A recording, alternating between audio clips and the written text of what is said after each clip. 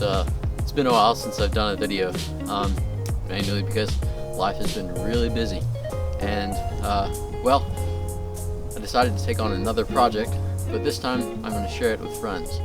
When I was working on this one back here, it was an absolute blast, from the preparation to the trip itself, and sharing the trip wasn't enough, so I wanted to have friends experience the process of building the vehicle to what you want it to be able to do, and taking a trip with it. So I'm not sure what the trip will be or how the vehicle will turn out, but I'm excited to see what happens, and the experience and the memories that are created and that will be made with the build of this vehicle. So I'm looking forward to it, and without further ado, we'll get started. The project vehicle is a 1992 Jeep Cherokee XJ with a 4.0 inline 6-cylinder, AW4 transmission, 242 transfer case, and a Dana 35 in the rear. Today, we hope to get it both mechanically and cosmetically sound, as it's overheating, is leaking both transmission and transfer case fluid, and has a large dent in the driver's door. Oh, nice.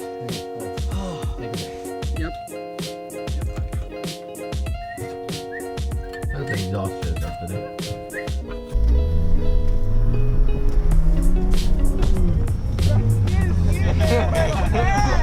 With the first day past, we will have to wait till next month to continue.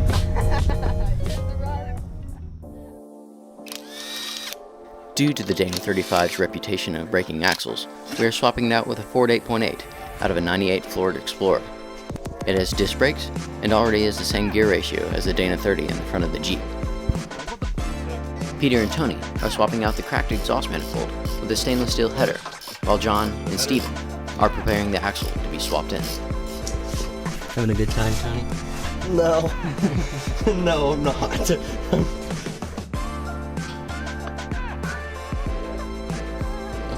We'll have to get to know.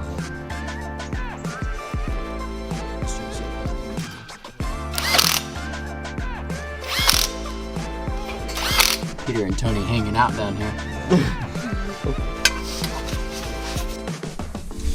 Okay, so I'm gonna have to set the camera down because I'm gonna have to help with these parking brakes inside the calipers inside the disc brakes.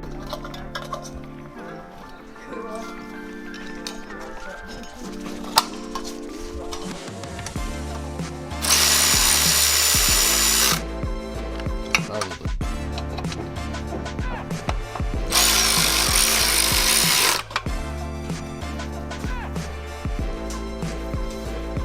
Crack the exhaust. A little bitty.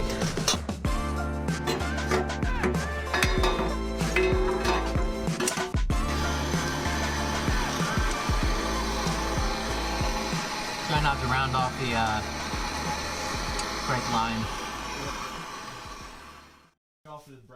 It's now time to swap in the Ford 8.8. We will also be installing a 4.5-inch lift kit along with the SYE, a slip yoke eliminator, which installs a double Cardian CV drive shaft to eliminate driveline vibrations at greater U-joint angles.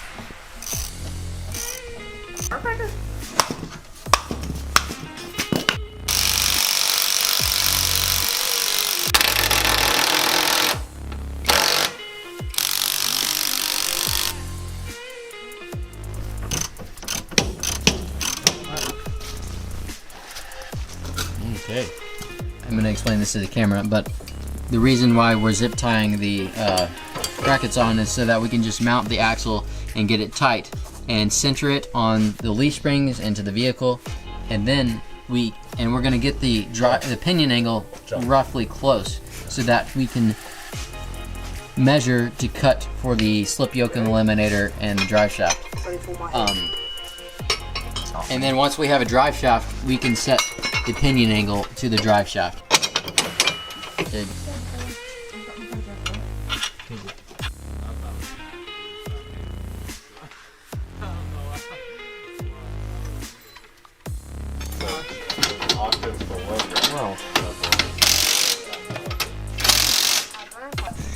Talking to the camera. What's up? Oh, wow, right off. Oh yeah, that was nice. Okay. Good. Sorry, Steven. Yeah. So maybe do 1.3.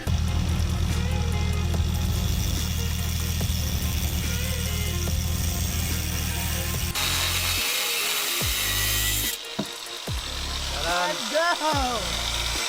Okay.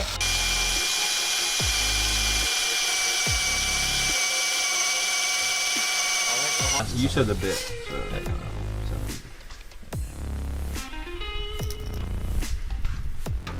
Oh, wait, there you go.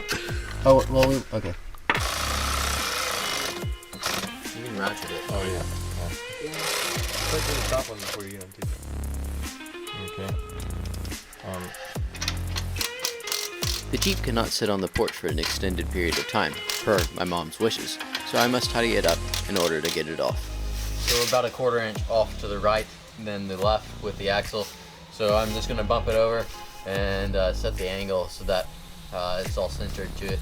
Now this axle is an inch shorter, narrower than the Dana 35 that was previously in it, but that difference really isn't gonna be noticeable. And then we're gonna put it right here. And it's at 2.6, Which is within spec, but I just want to do a little bit better than that. I really don't want to have drive lag and vibrations. It's 1.5. I think a 1 degree difference will do good.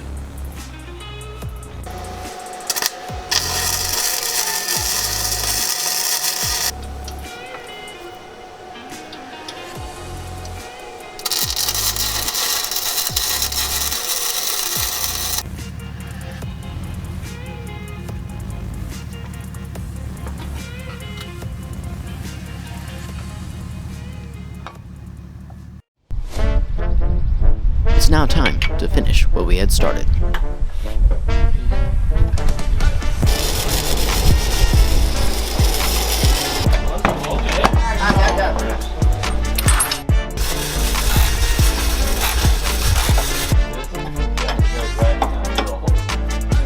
Adding metal at the same time that you're melting it all. And you're just trying to mix it, get a good mix of all the metals so that it's fully connected. First casualty. What size is it? 15. In the 15mm socket. Down the frame rail. We found it. It's not lost. Just unattainable.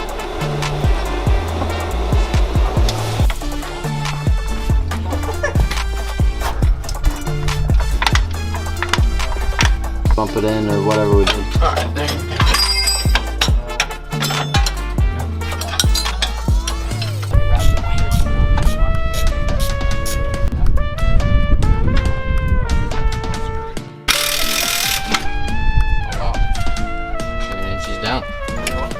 Not work. I have to wait. What you doing, Peter? Take the swivel out of the track bar.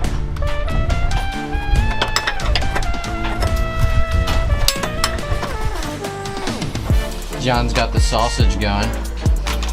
I don't know if it's going. Oh yeah. That's slow too.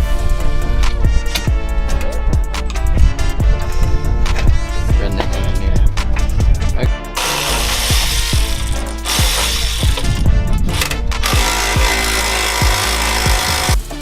So right now they are installing a control arm drop bracket, which is the cheap way of doing long arms, except it doesn't get the results that long arms do, but then it costs about $1,500 less than long arms. So, and it makes it ride better, more travel, less ground clearance. John made us some quesadillas.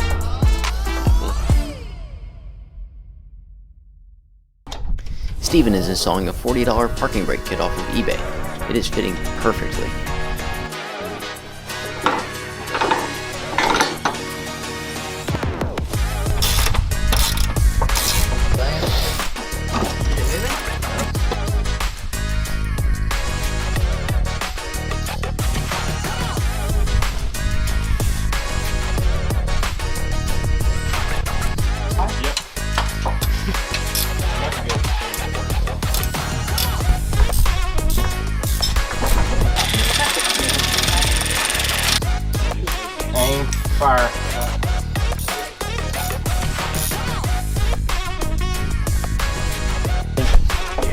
Putting in the track bar, adjustable track bar.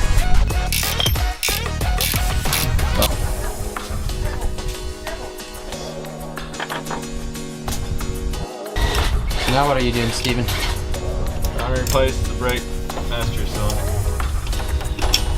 That sounded exciting.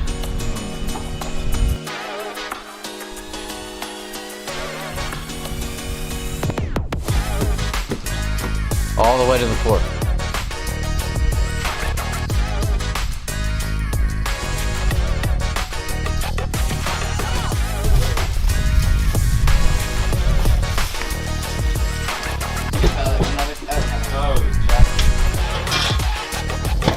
Ah.